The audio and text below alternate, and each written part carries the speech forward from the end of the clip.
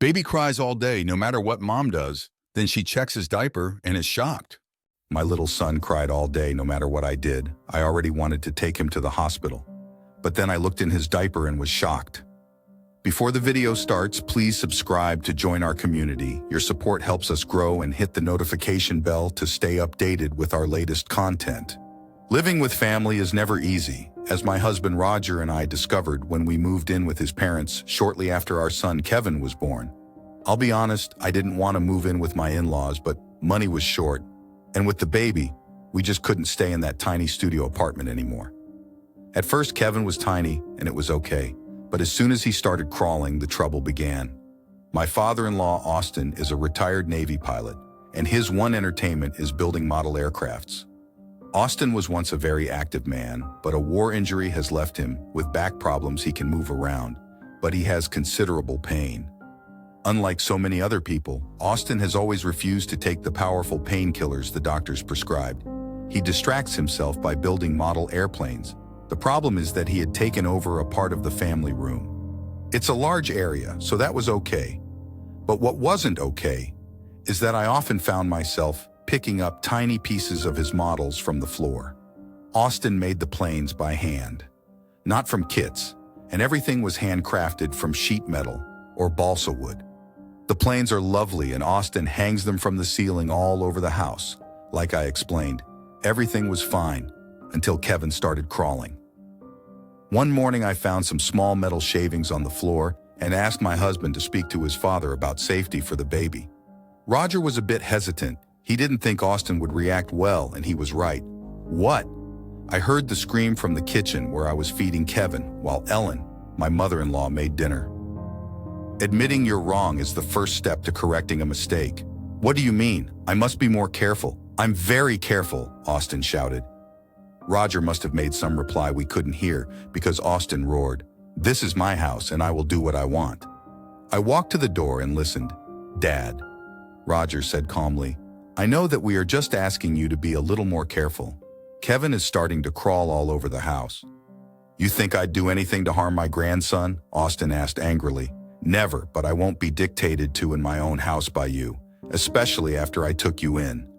Ellen decided to intervene and walked into the lounge. "Austin," she said in her soft voice, "Honey, you could have that workshop you've always wanted. We have plenty of room out back." "You too, Ellen?" Austin roared. "You want me out of the house? Forget it." He turned his back on all of us and stomped off to his room. Ellen, Roger, and I looked at each other. Ellen sighed and shook her head. "He's in so much pain all the time, you know? It just makes him bad-tempered, but he'll come around, Anne," she said to me. "I'll speak to him tonight." But Austin was adamant that the family room was where he worked, had always worked, and was always going to work. From then on, I was always extra vigilant around Kevin and watched him like a hawk. A few weeks after the big blowout with Austin, Kevin, who is usually such a good baby, started to cry constantly. I took him to the doctor, but he could find nothing wrong. The doctor told me Kevin seemed to have colic and prescribed some meds. I gave Kevin the medication, but he still cried night and day. After one sleepless night walking the floor with my crying son, I was at the end of my tether. Towards dawn, Kevin finally fell asleep. When I changed his diaper the next morning, I was in for a surprise. In the middle of his stool was embedded a round disc of what I recognized as part of one of Austin's model airplanes. I finished putting the clean diaper on. Kevin fished out the very smelly piece of plastic and marched into the kitchen where Austin and Roger were having breakfast.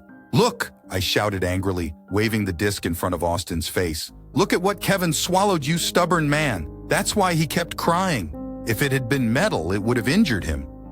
Austin's mouth hung open and the color drained from his face. "Anne," he said quietly, "I'm so sorry. I'm usually so careful. That's just not good enough.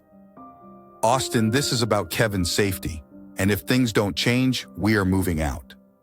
I told him. Austin looked shocked. "Please," he said, "please don't do that. I know I've been thoughtless and selfish. Give me a chance to make it up to you." The next day, Austin removed every piece of equipment and tool from the family room, and by the end of the week, he'd engaged a man to help him build a workshop in the backyard. As Ellen had suggested, the biggest surprise of all came on Kevin's second birthday. when Austin proudly presented his grandson with a gorgeous bright red model airplane that spun on an axis as if it was really flying. The plane was carefully sculpted out of a soft polymer and child-safe. Kevin was enchanted, of course. That started his passion for airplanes, and by the time he was 5, he was always off to watch Grandpa make airplanes.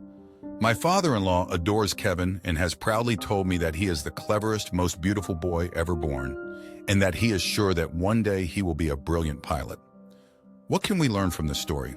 A child's safety is the most important thing. Austin's stubbornness ended up placing his grandson's health at risk. Admitting you're wrong is the first step to correcting a mistake. Austin realized he was being selfish and did all he could to make amends.